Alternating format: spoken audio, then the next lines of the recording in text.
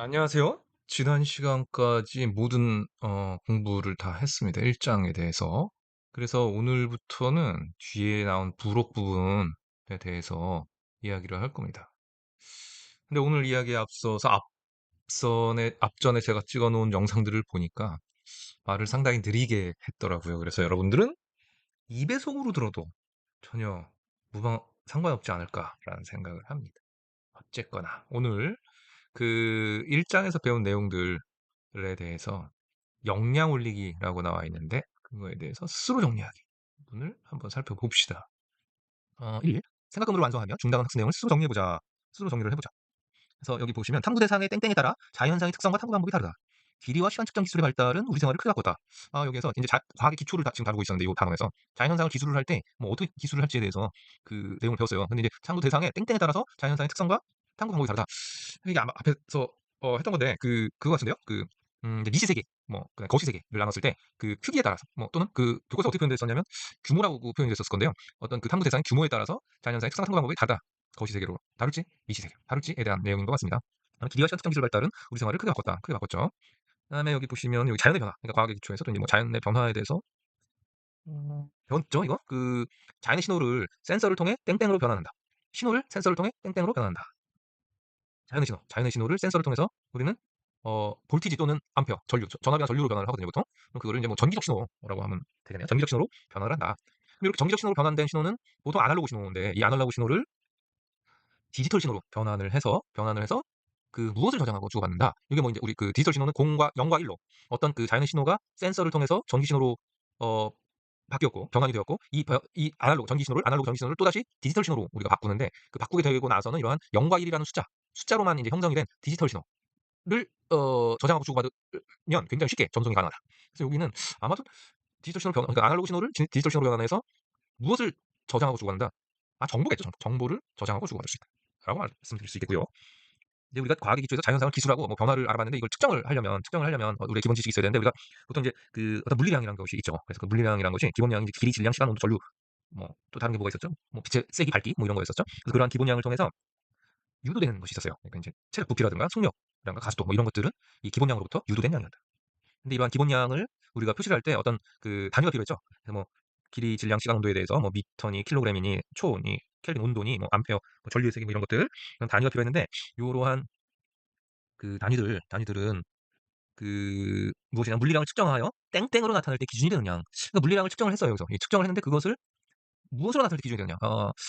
값 아니 값, 뭐 숫자, 값, 뭐 수치, 뭐 이런 것으로 나타낼 때 기준이 되는 양을 우리 단위라고 얘기를 했었죠. 그리고 그것들을 단위들을 보면은 이 기본량의 단위들이 있을 거고 유도량에 따른 단위들이 존재를 한다.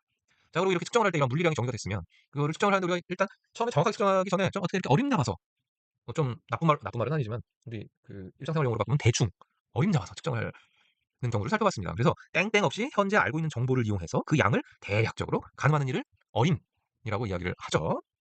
영어로는 어프로치메이션이라고 얘기를 하죠. 자, 그래서 요거를 요 땡땡 안에 들어갈 말을 이제 찾아 쓰는 것 같은데 뭐뭐 없이 현재 알고 있는 정보만을 이용하는 것. 그러니까 어떤 걸 우리가 지금 측정을 하는 상황이잖아요. 그러니까 측정기 없이 뭐 이런 말이 되지 않을까요? 측정기 없이? 아니면은 뭐 어떤 뭐가 될까? 측정기 없이 아니면 뭐 측정기 없이 측정기 또는 뭐 측정 도구 또는 요즘에 도구라는 말이 영어 툴에서 나오는 거잖아요. 그러니까 측정 툴 없이 뭐 이렇게 요런 이미지에 요런 의미의 말이 들어가면 되지 않을까요? 자, 그러면 우리가 이렇게 어림으로 이렇게 측정 도구 없이 측정을 했어요. 아니, 이렇게 어림했어요. 어림을 했었는데 실제로 진짜 정확하게 측정을 해야 되잖아요. 그래서 이 측정을 할 때는 단위를 표시한 기구나 장치와 비교를 해서 그 양을 수치와 무엇으로 나타내는 거냐? 수치와 무엇으로 나타내는 거냐? 우리가 측정을 하면 숫자가 나오겠죠, 그죠? 그 숫자가 나오는데 그 숫자만을 로만 표현을 하면 안 됩니다. 뒤에 꼭 무엇이 붙어야 돼요? 단위가 붙어야겠죠. 여기 단위가 있네. 답이 여기 있네 이미. 단위로 나타내는 것이 바로 우리가 측정을 한다 이런 개념이었죠. 근데 이렇게 측정을 하다 보면 A라는 사람이 측정할 때 B라는 사람이 측정할 때 모두 뭐 다를 수가 있잖아요. 그래서 표준을 만들어 놓는 게 중요하다. 그래서 측정 표준을 만들어 놓는 게 중요합니다. 그래서 측정 단위 또는 양을 정의하거나 측정하는 방법, 기기, 체계를 정한 것 이거를 측정 표준이라고 이야기를 한다. 자, 그다음에 두 번째인데 이 단원을 학습하며 모은 생각 조각을 참고하여 핵심 질문에 관한 내 생각을 한번 써보자. 뭐 네 개의 우리 소 단원을 배웠잖아요. 그래서 각각 이제 생각 조각들이 있었어요. 그래서 그 생각 조각들을 모아서 여기다 써보는 겁니다. 그래서 첫 번째 생각 조각이 땡땡의 발달로 인해 위성 위치 확인 시스템의 확보 위성에 정밀한 원자식을 탑재하면서 스마트폰으로 정확한 위치를 알 수 있게 되었다. 뭐 일반적으로 뭐 기술의 발달로 인해 뭐 이렇게 얘기하면 되지 않을까요? 기술의 발달로. 근데 우리가 여기서 지금 배우는 게 측정 쪽이니까 측정 기술의 발달로 인해 위성 위치 확인 시스템 확보 위성에 정밀한 원자식을 탑재하면서 스마트폰으로 정확한 위치를 알 수 있게 되었다. 이렇게 얘기하면 될 것 같고. 두 번째는 땡땡을 사용하면 거리를 기준이 되는 길이의 몇 배인지 수치로 정확하게 표현할 수 있다. 뭐죠 이거?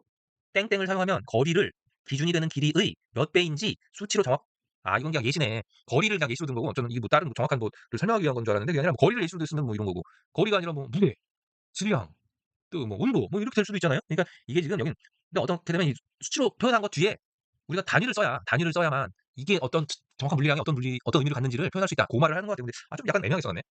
교과서 물론 이 교과서를 배웠으면 이 교과서를 공부를 했으면 뭐 이걸 답을 쓸 수는 있겠죠. 다음 세 번째 피자 크기에 대한 땡땡이가 정해져 있지 않아. 그 어, 피자를 살 때 피자 크기를 정확하게 아셨다. 그렇죠? A 피자집, B 피자집에 대해서 피자 크기가 정확하게 정해져 있는 것이 아니니까 이때는 피자 크기에 대한 무엇이 정해져 있지 않는다? 우리 앞에서 배웠던 이런 표준, 그러니까 측정 표준이 정해져 있지 않았기 때문에 저 피자의 크기를 정확하게 알 수는 없다라는 거죠. 그다음에 네 번째, 음식에서 온 빛을 땡땡을 통해 전기 신호로 변환을 하고 이 아날로그 신호를 땡땡 신호로 바꾸면 스마트폰으로 사진을 전송할 수 있다. 이건 뭘까요? 음식에서 온 빛을 땡땡을 통해서 전기 신호로 변환했어요. 그럼 빛을 전기 신호로 변환하는 장치구나. 센서가 되겠죠, 센서. 근데 빛을 바꾸는 거니까 광 센서, 빛광자를 사용해서 광 센서가 되겠습니다. 그리고 이 아날로그 신호를 뭘로 바꾼다? 디지털 신호로 바꾸면 01, 01, 0001, 0과 1, 0과 1, 0과 1의 신호로만 표현할 수 있으니까 그거를 스마트폰으로 쉽게 사진을 전송할 수 있다는 얘기죠. 이런 류의 얘기가 나오네요. 그다음에 편리한 일상 뒤에는 어떤 기초과학 기술이 있는 것일까? 우리 앞에서 배웠잖아요. 지금 이거 다.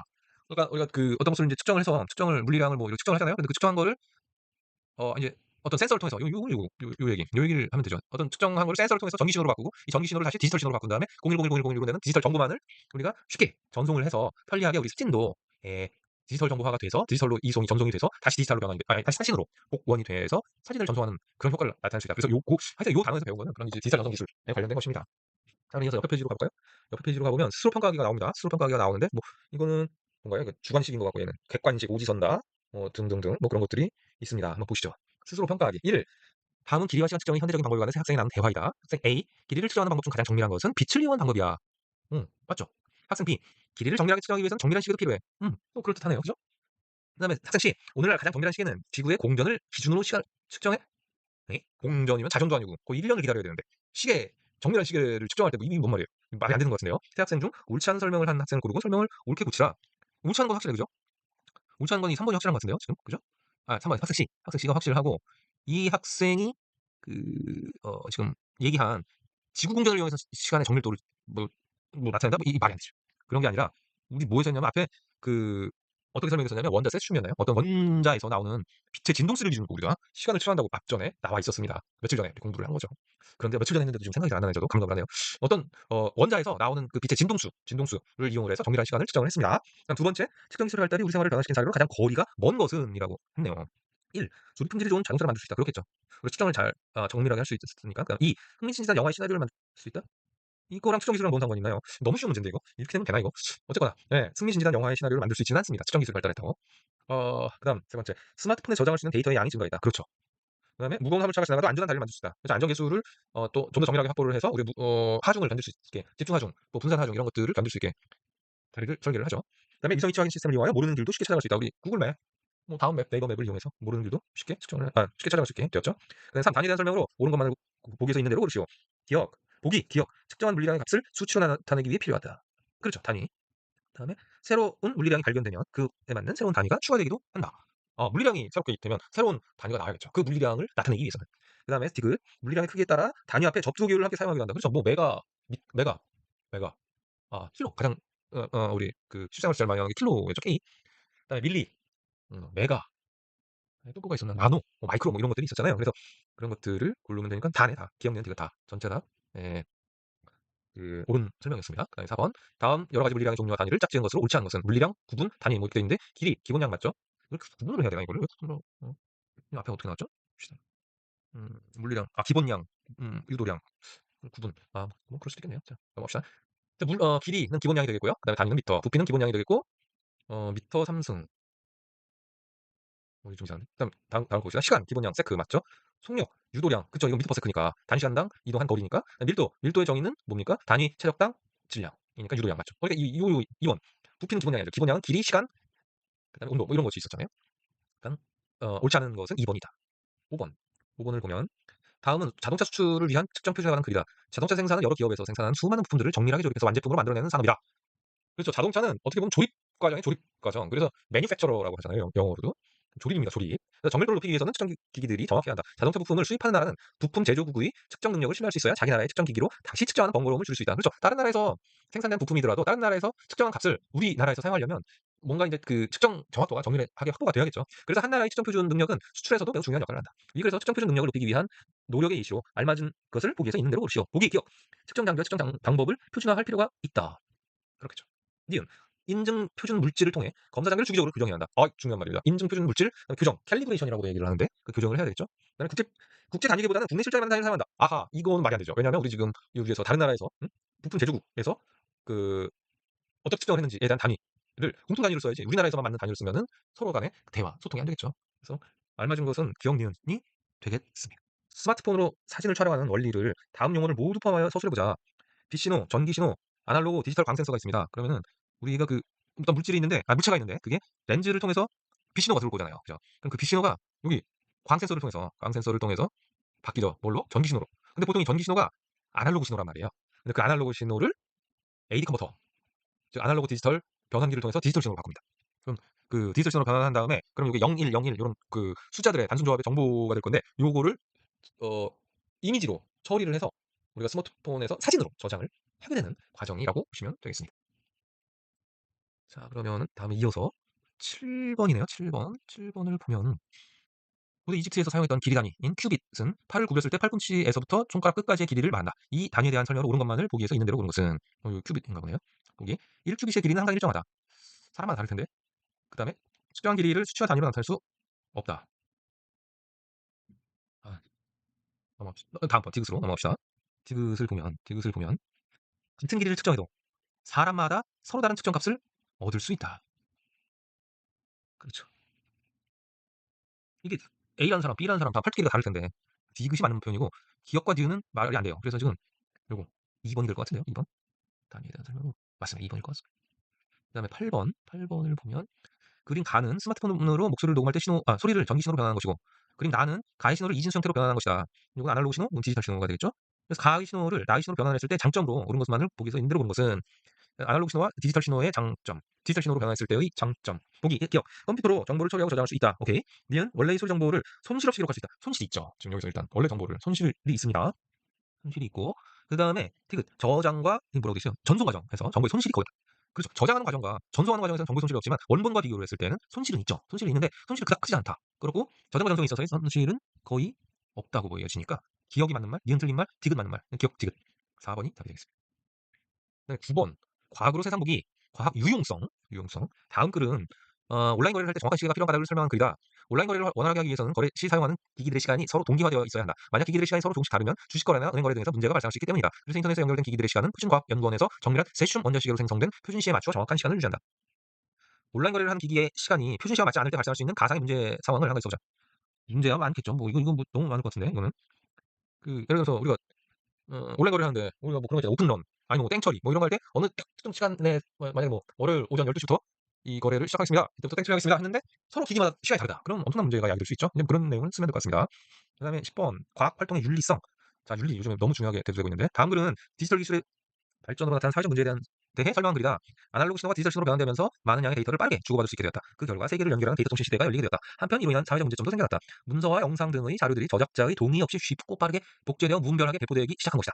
위 글의 예시처럼 디지털로 변환하는 기술의 장점이 오히려 현대 사회에서 문제가 된 예시를 찾아 짧은 글을 써보자. 그러니까 예를 들어서 지금 이 그림을 그린 사람이 있을 거 아니에요. 이 그것을 제작을 했을 때. 이 그림을 그린 사람이 있을 텐데 그 사람은 이 그림을 그리기 위해서 뭐 막 이렇게 지금 이렇게 선도 막 이렇게 그리고 색칠도 막 하고 그다음에 이런 것도 어떻게 할까 생각을 해서 표정도 막 나타내고 뭐 이런 노력이 있었지 않습니까? 근데 그러한 노력의 시간과 노력과 돈도 투자를 했을 텐데 그거를 제가 지금 여기서 요 그림을 복사를 딱 해요. 화면 캡처해서 복사를 해. 그래서 딴 수업에 만약에 딴 수업 뭐 아니면 딴 경우에 사용을 해버리게 되면 이거 만든 사람은 어떻게 되는 거냐는 얘기죠. 그 수많은 들였던 노력.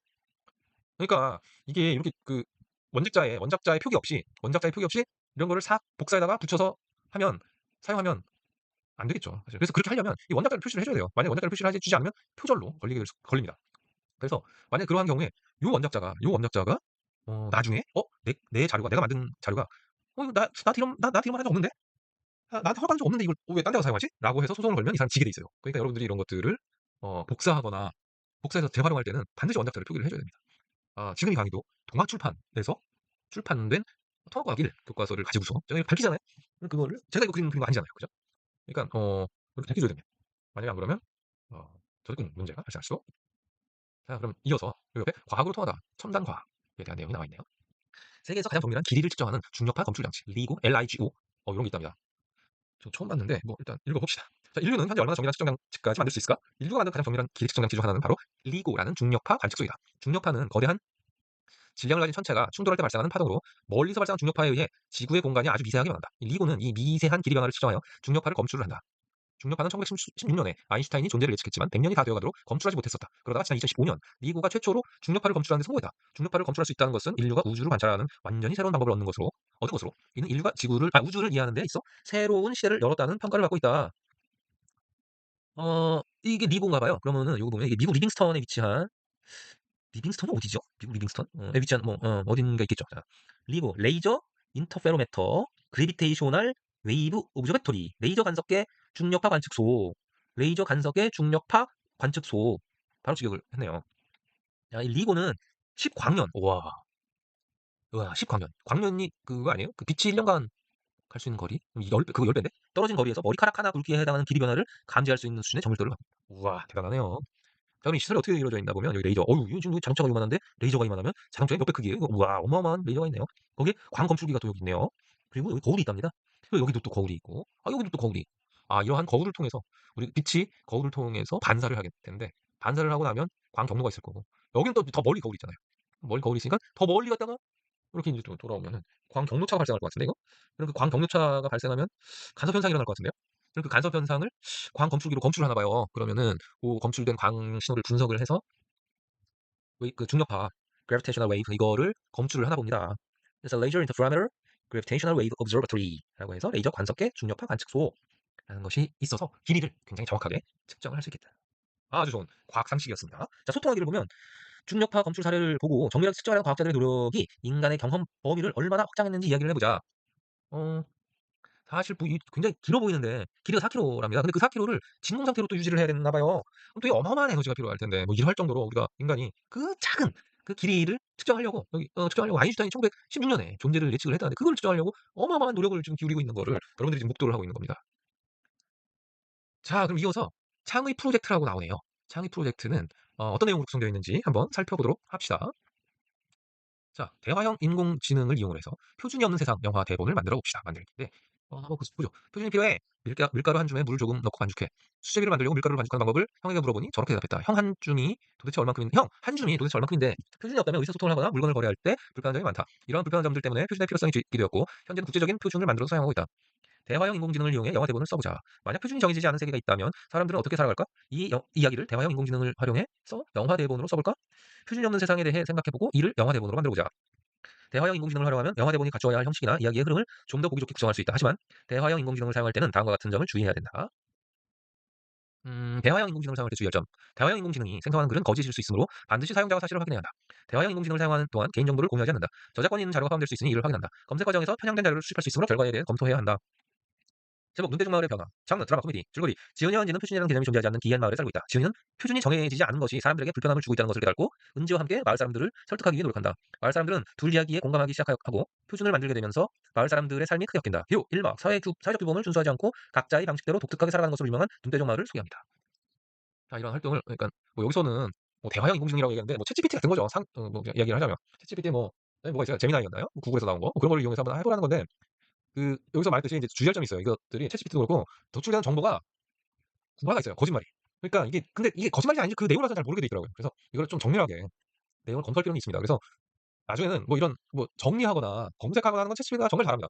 그래서 챗GPT가 정말 잘해서 검색이나 이런 정리하는 것들은 챗GPT 시키고 나중에 검토하는 단계에 우리의 이제 진짜 지식이 있는 사람이 필요하지 않을까 싶어요. 그래서 정말 그 진짜 지식을 알려면 공부를 많이 해야 되는 겁니다.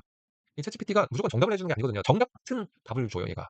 그래서 그게 더 위험해요, 어떻게 보면. 왜냐면 챗GPT에서 나온 답이 진짜 정답인 줄 알고 활용할 수가 있거든요. 근데 절대 그렇지 않습니다. 그래서 굉장히 주의를 해야 됩니다. 그래서 그거를 여러 번 그러니까 예를 들어서 챗GPT에서 나온 정답이 정답이 아닌 거를 한 10번 정도 반복을 하면 진짜 답이 나올 수도 있을 수도 있어요. 그러나 그렇게 10번 질문을 하는 과정에서 어떠한 정확한 맥락을 짚는 질문을 하는지가 중요하기 때문에 그런 것들은 일단 인간이 해야 되지 않을까라고 생각이 듭니다. 어쨌거나 여기 읽어봅시다. 앞에 삭스판 내용을 바탕으로 표준이 없는 세상을 주제로 한 영화 대본을 대화형 인공지능을 활용하여 만들어보자. 사례 조사하기. 모둠별로 7가지 기본량 중 한 가지를 정하고 선택한 기본량의 측정 표준과 관련된 흥미로운 사례를 조사해보자. 이야기의 방향 정하기. 선택한 기본량과 관련한 측정 표준이 없다면 어떤 일이 일어날지 이야기해보고 전체적인 이야기의 방향을 구성을 해보자. 영화 대본 생성하기, 장르 배경, 등장인물, 줄거리 등 세부 사항을 정하고 대화형 인공지능에 입력할 질문의 내용을 정리하여 작성해보자. 팁! 질문을 입력할 때는 가능한 명확하고 구체적으로 작성한다. 질문과 관련된 추가 정보, 예시 등을 같이 입력하면 더 나은 결과물을 얻을 수 있다. 수정 및 보완하기, 대화형 인공지능이 생성한 영화 대본을 다음 항목을 고려하여 검토해보자. 첫 번째, 영화 대본이 의도에 맞게 생성되었는가? 두 번째, 등장인물의 행동이나 대사는 자연스럽고 설득력이 있는가? 세 번째, 이야기의 흐름이 매끄러운가? 네 번째, 사실이 아닌 부분, 개인정보, 편향된 자료 등이 포함되어 있는지 있지는 않은가? 자, 두 번째, 수정 보완할 사항을 대화형 인공지능에 지시하며 생성 결과를 여러 번 수정하여 영화 대본을 완성하고 친구들과 공유해보자. 자, 마지막으로 스스로 평가하기가 있습니다. 지식이해 기본량의 종류를 말할 수 있는가? 과정 기능, 표준이 없어서 불편한 점을 소재로 한 영화 대본을 구상할 수 있는가? 가치 태도, 표준이 필요한 이유에 대해 설명할 수 있는가? 모든 평가, 모든 원의 역할 분담이 적절하고 모두 적극적으로 참여했는가? 자, 이런 내용을 바탕으로 해서 1장이 모두 끝났습니다. 여러분 수고하셨고, 오늘 밤도 편안한 밤 되세요.